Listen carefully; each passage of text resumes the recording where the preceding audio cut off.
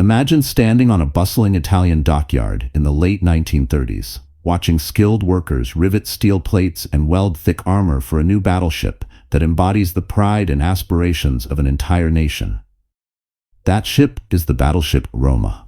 Named after Italy's historic capital city, it followed a lineage of two earlier vessels, also called Roma. Conceived in a time of mounting global tensions, the new ship was intended to assert Italy's naval power and help offset the influence of neighboring fleets. Even as workers toiled in the yard, political leaders fretted over the possibility of facing the combined might of Great Britain and France in the Mediterranean. With so much at stake, Roma would become a symbol of Italian perseverance, innovation, and national pride.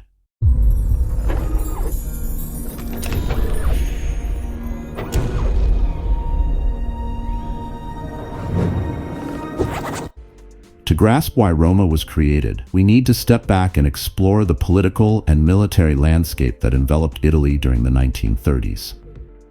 Benito Mussolini, Italy's dictator, had shown little interest in large-scale naval rearmament until 1933.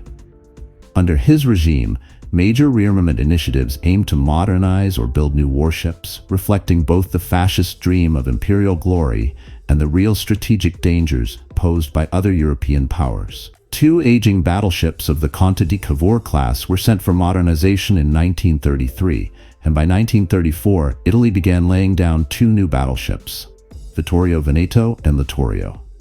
As the international situation worsened, Mussolini feared that Italy's existing naval forces, even with older warships dating from before World War I, might be insufficient if France and Britain formed an alliance.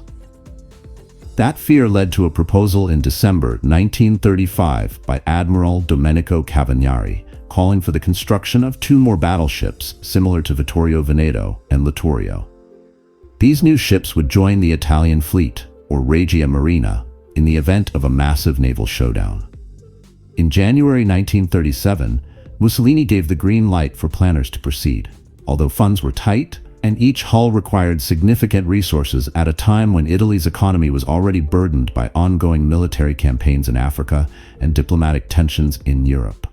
By December of that year, money was officially allocated for the new vessels, eventually named Roma and Impero. Work on Roma officially began on September 18, 1938, at the Cantieri Riuniti dell'Adriatico shipyard. Nearly 4 years had passed since Vittorio Veneto and Littorio had been laid down, giving Italian designers a chance to implement small but important improvements. One key change was in the bow's shape. Increased freeboard, meaning extra height above the waterline, helped the ship navigate rough seas more effectively. Early experience with the class showed that a more refined hull shape would enhance the ship's speed and seakeeping. These refinements seemed minor in the grand scheme, but they would prove advantageous once Roma was at sea. From an engineering standpoint, Roma measured about 790 feet in overall length, with a beam of roughly 108 feet and a draft close to 31.5 feet. Even by the standards of major naval powers, she was an imposing figure, designed to displace 40,992 long tons under standard conditions and up to around 45,485 long tons when fully loaded for combat. The sheer weight and size put Roma among the world's most formidable warships of the era. Her heart was a series of 4 powerful Beluzzo-geared steam turbines, capable of generating about 128,000 shaft horsepower. To feed these turbines, the battleship carried 8 oil-fired Yarrow boilers that produced enough steam to propel the ship at speeds of up to 30 knots, or about 35 miles per hour.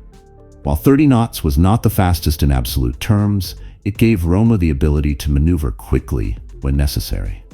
She also held enough fuel to travel about 3,920 nautical miles, roughly 4,510 miles, while cruising at 20 knots, an important advantage in a theater as extensive as the Mediterranean. Below decks, Roma housed a crew that generally ranged between 1,830 and 1,950 officers and enlisted personnel. It was a huge number of people working in close quarters, tasked with everything from firing the primary guns to cooking meals for everyone aboard. Living conditions on a battleship could be cramped and sweltering, especially in the Mediterranean climate, but the sense of camaraderie and shared mission often helped crews endure those hardships. In addition to the human contingent, Roma also carried reconnaissance aircraft.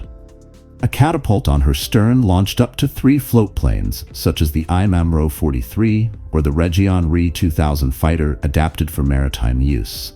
These planes allowed commanders to spot threats beyond the horizon, scout enemy ships, or direct artillery fire more accurately. The star attraction of Roma was her main battery. 9 381mm, 15-inch guns arranged in 3 triple turrets, 2 located forward in a superfiring setup and 1 aft. Each turret, a colossal piece of engineering, rested on barbettes ringed with thick armor to protect the shells and gun crews inside. These guns had the capability to lob heavy projectiles across vast distances, posing a serious threat to enemy capital ships and land targets alike. Alongside the main battery, Roma carried a robust secondary armament of 12 152mm 6-inch guns in 4 triple turrets situated amidships. These guns were intended to deal with smaller surface targets such as destroyers and to provide additional firepower in large fleet actions. Small caliber, rapid-fire anti-aircraft guns rounded out the ship's arsenal. Roma was equipped with 12 90mm about 3.5 inches guns, plus a mix of 37mm about 1.45 inches and 20mm about 0.79 inches guns. These weapons were vital because aerial attacks had grown increasingly lethal since the early days of naval aviation. By the time Roma was commissioned, planes could strike ships with torpedoes, bombs, or even the new radio-controlled bombs that would soon prove devastating. Naval planners recognized that an advanced anti-aircraft suite could be the difference between survival and certain destruction. That made each of these guns, however small in caliber, a critical line of defense against airborne threats. Another pivotal component of Roma's design was her protection scheme. Warship designers in that era constantly searched for the right balance between firepower, speed, and protection, knowing each characteristic could define a battle's outcome. Roma's main armor belt measured around 11 inches at its thickest.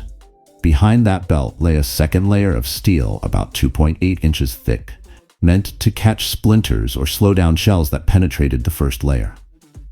Overhead, in the central part of the ship, was an armor deck of about 6.4 inches, thinning to 1.8 inches in less vital areas. The main turrets were protected by around 13.8 inches of armor, while the secondary turrets had 11-inch faces. Even the conning tower, the command hub of the ship, was wrapped in armor almost 10.2 inches thick. The entire protective envelope was designed to fend off shells from opposing battleships at typical engagement distances, though the unstoppable leaps in aerial munitions technology would reveal that no battleship was truly immune to air attack. Launched on June 9, 1940, Roma slipped into the water with a sense of pageantry that befitted Italy's rising maritime ambitions. Yet the world had changed drastically since her construction began. With World War II already raging across Europe, Italy's entry into the conflict meant that Roma would not have a simple training schedule or a leisurely journey toward full operational status. Fitting out a capital ship under wartime constraints posed numerous challenges: parts shortages, shifting priorities, and the ever-present possibility that Allied aircraft could target the construction site. By the time her guns were installed and systems tested, Roma was officially commissioned on June 14, 1942. Despite her readiness on paper, this was not an era of abundant resources for the Italian Navy. One of the most pressing issues was the severe shortage of fuel oil, which restricted the Regia Marina's capacity to conduct large-scale operations. Fuel was such a precious commodity that big warships like Roma, Vittorio Veneto, and Littorio often spent more time moored at port than patrolling the seas. Italian naval strategists recognized that sending battleships into open waters without a clear and pressing objective would risk exposing them to Allied submarines or aircraft.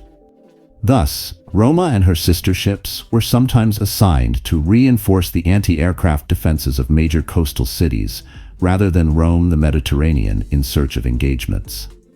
Although it might sound unusual for battleships to act as floating anti-air batteries, the reality of Italy's situation in 1942 left them little choice. Allied bombers frequently targeted strategic points such as ports, factories, and railways. When Roma anchored near these population centers, her formidable anti-aircraft array offered an additional shield of firepower against enemy planes. The intention was straightforward.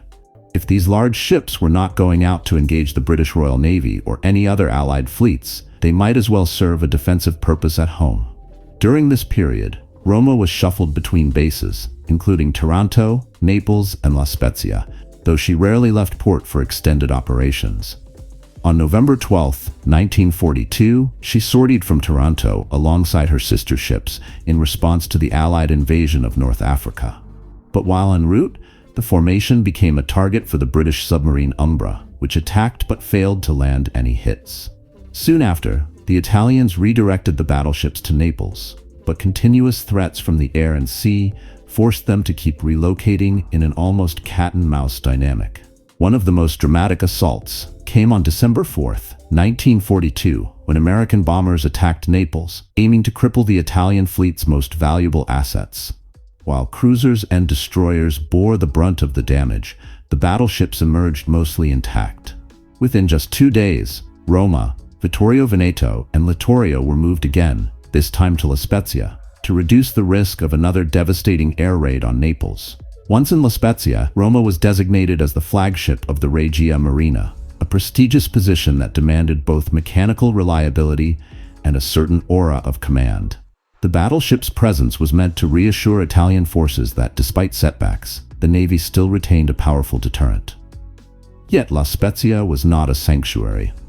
Allied air raids continued to strike the harbor, and in April 1943, Roma had a narrow escape, suffering no direct hits despite bombs falling nearby. In June, her luck began to turn. On June 5th, American Boeing B-17 bombers, carrying roughly 2,000-pound armor-piercing bombs, scored near misses and hits on Roma and Vittorio Veneto. For Roma, 2 bombs landed close to her bow, creating leaks in the hull's plating. One even penetrated the ship's side before detonating in the water, leaving an opening that allowed seawater to flood compartments from frame 221 to 226. Damage control teams sprang into action, but the battleship still took on around 2,350 long tons of water.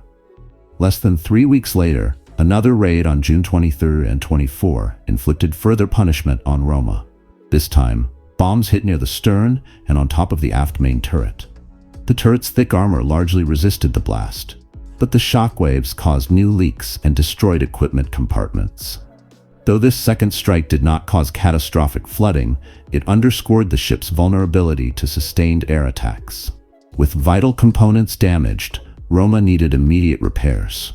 She sailed to Genoa on July 1, 1943, where she remained in dry dock for much of that month, receiving patches to her hull, replacement piping, and structural reinforcements. By mid-August, repairs had been completed, and Roma returned to La Spezia.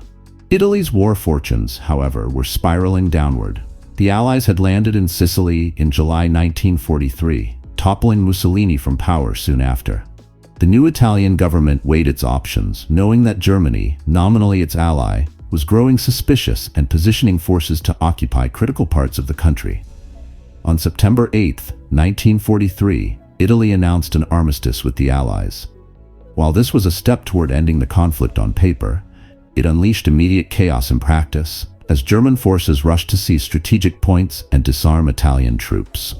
Against this backdrop, the Italian Naval Command, Supermarina, ordered the main battle group, consisting of Roma, now the flagship of Admiral Carlo Bergamini, as well as Vittorio Veneto, Italia, the renamed Littorio, several cruisers, and multiple destroyers, to leave La Spezia on September 9, 1943.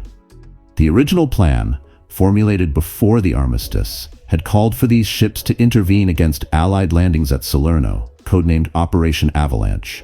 But that mission was abruptly cancelled the moment the armistice was made public. Instead, the fleet's objective now was to avoid capture by the Germans and make for a safe harbor in Allied-held territory. Initially, Bergamini steered his ships toward the naval base at La Maddalena in Sardinia. Confusion ran rampant. Italy's leadership had floated the idea of transferring King Victor Emmanuel III and the government to this remote base. In theory, the battleships could serve as a protective escort during this politically sensitive journey. But as events unfolded, the king chose a different route, and the notion of using La Maddalena fell apart. More pressing still, German forces had already moved in to occupy that base, intending to secure routes that connected Sardinia and Corsica. So, when the Italian ships arrived near La Maddalena, they realized it was no longer an option. Supermarina then directed Bergamini to sail for the North African port of Beaune, held by the Allies. Reaching an Allied-controlled port was crucial if the fleet hoped to comply with the armistice terms while retaining a shred of dignity. Yet Germany was not about to let the powerful Italian fleet slip away without a fight. The Luftwaffe scrambled a group of Dornier Do 217 bombers from Kampfgeschwader 100, each equipped with a terrifying new piece of weaponry called the Fritz X. This radio-controlled bomb represented a leap forward in airborne anti-ship ordnance, allowing a bomber crew to steer it onto a target with lethal precision. On the afternoon of September 9th, the German bombers located Bergamini's task force as it navigated the Strait of Bonifacio between Sardinia and Corsica. At first, the planes tailed the ships from a distance. The Italian sailors, uncertain whether these aircraft were Allied or German, held their fire. They had been told that the Allies might provide air cover, so opening fire prematurely could result in a tragic friendly fire incident. But by 3:37 p.m., the bombers made their intentions clear by diving toward the battleships. At that moment, Italian anti-aircraft guns roared to life, and all ships commenced frantic evasive maneuvers. In the swirling chaos, Italia took a direct hit from a Fritz X on her foredeck, near the main turrets. The bomb smashed through layers of armor and structure, exploding under the keel and causing serious damage.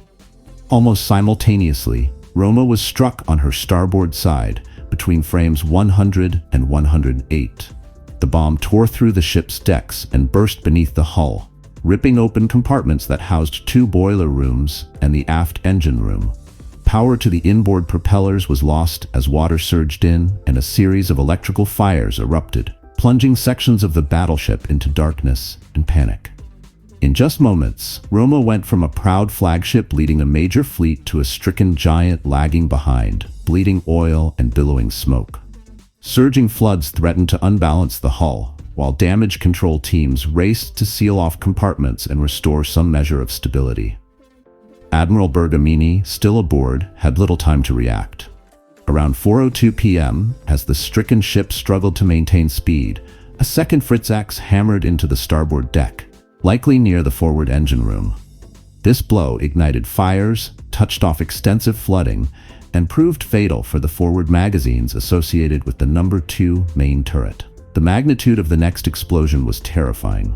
The blast sent the 15-inch turret, which weighed hundreds of tons, hurtling overboard. Flames shot skyward, and shockwaves rippled through the hull, causing Roma to lurch forward and begin flooding uncontrollably in her bow compartments.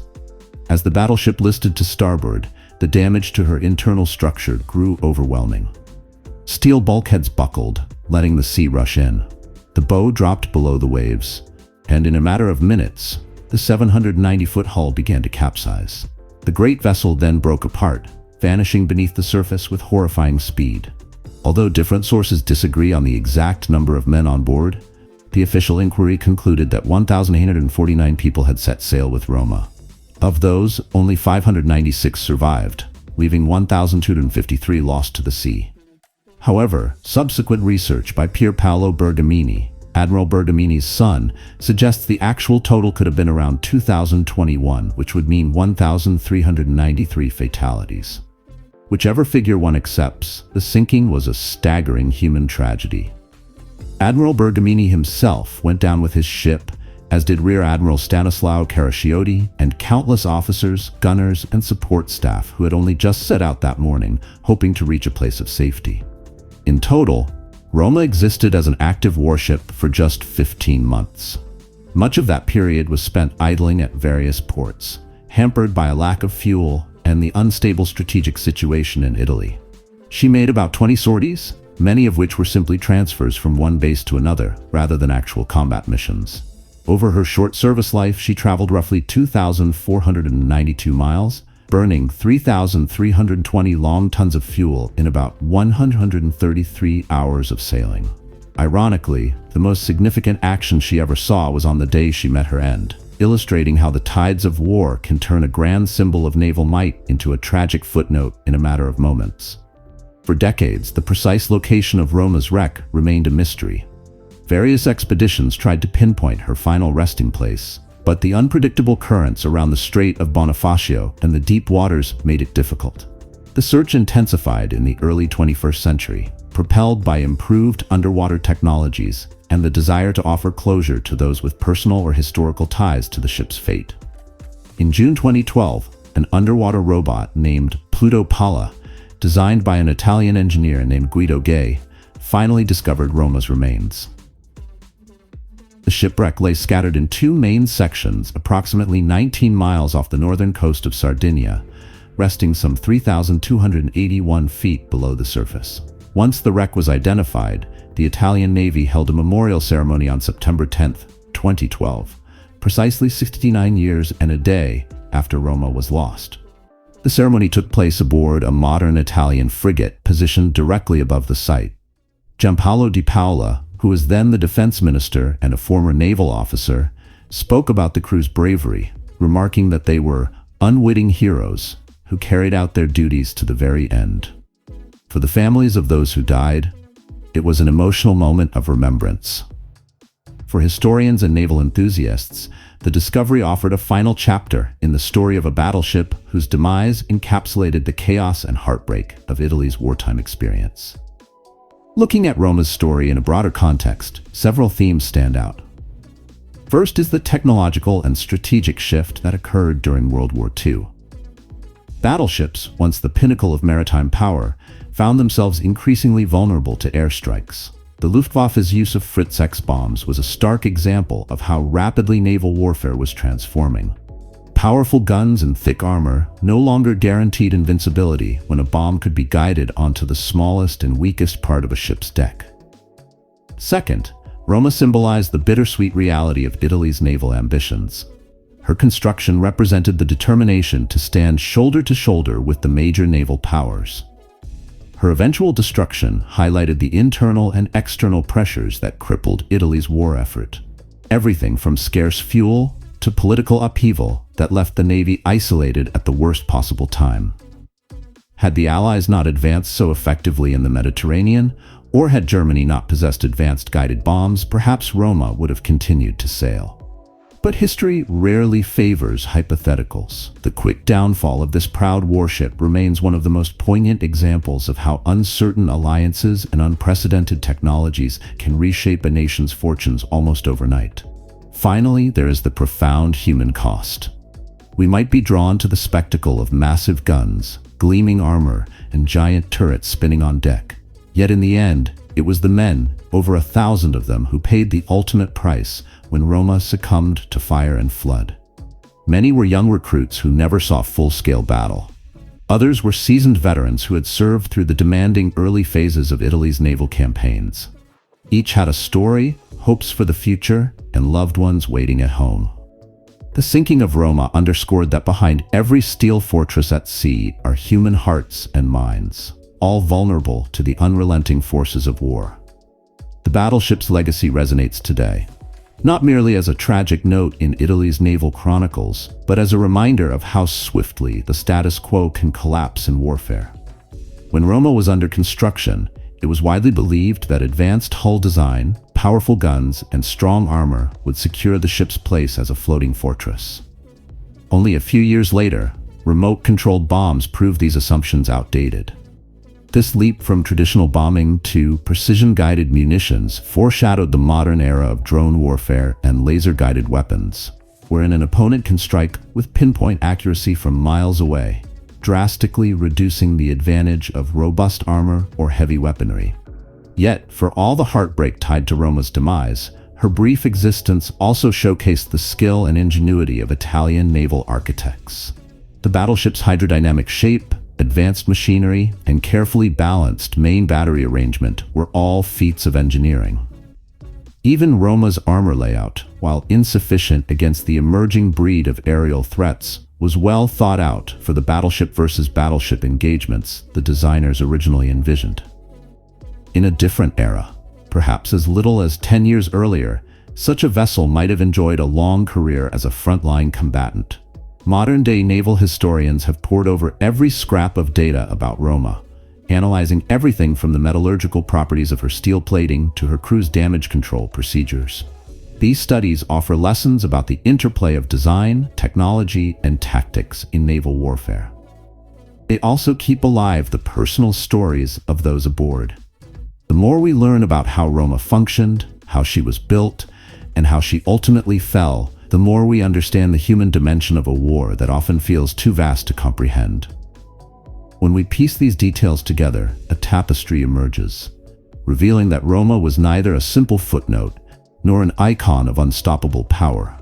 She was a product of Italy's turbulent path in the 1930s and 1940s, shaped by the ambitions of Mussolini's regime and by the harsh constraints of an overstretched economy.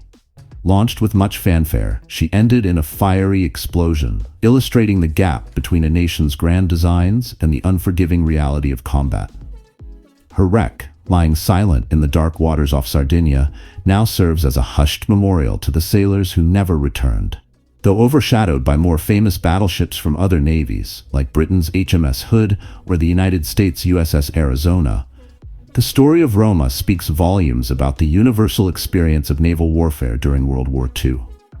Nations struggled to balance innovation and tradition, hoping their latest warships could tip the balance in crucial theaters. Italian hopes for Roma mirrored many attempts worldwide, where newly commissioned vessels were hailed as game changers.